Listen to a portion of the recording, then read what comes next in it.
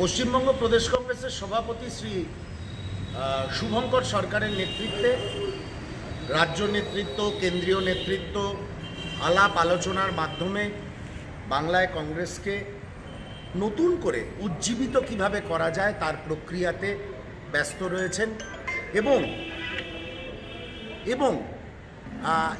বিভিন্ন জায়গায় বিভিন্ন স্তরে প্রশ্ন ওঠে, আমরা আগামী দিনে কি করব, আগামী দিনে কি হতে চলেছে।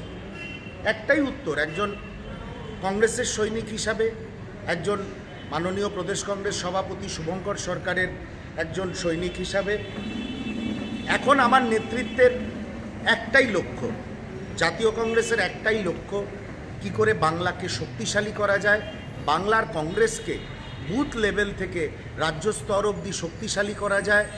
আগামী দিনে কে হবে, কে আমাদের সঙ্গে থাকবেন, না আমরা একা থাকব, সেটা অবশ্যই নেতৃত্বের বিষয়। কিন্তু একটা জিনিসে আমরা সহমত, কেন্দ্রীয় নেতৃত্ব এবং মাননীয় শুভঙ্কর সরকারের যেটা নির্দেশ, দলকে আগে বুথ স্তর থেকে রাজ্য স্তর অবধি শক্তিশালী করতে হবে। যেসব জায়গায় আমরা দুর্বল, যেসব জেলা, মহকুমা, ব্লকে আমরা দুর্বল, আগে আমাদের নিজেদের পায়ে দাঁড়াতে হবে, তবে না ভবিষ্যতে আমরা কারোর দিকে হাত মেলানোর জন্য হাত বাড়াতে পারবো। যদি আমি শক্তিশালী না হই, আমি দলের জন্য চাইতে পারবো না, আমি দলের হয়ে বলতে পারবো না, আমি দলের হয়ে কোনো কথা বলতে পারবো না।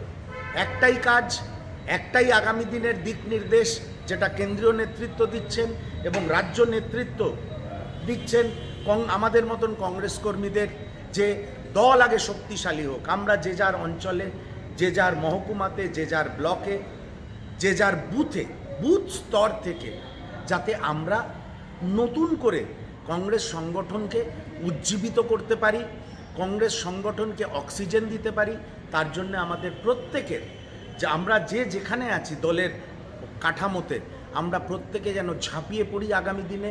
আমাদের একটাই লক্ষ্য, মিশন 2026, মাননীয় শুভঙ্কর সরকারের একটাই লক্ষ্য, দলকে সংগঠিত করা, দলকে শক্তিশালী করা, দলের কর্মীদের উজ্জীবিত করা।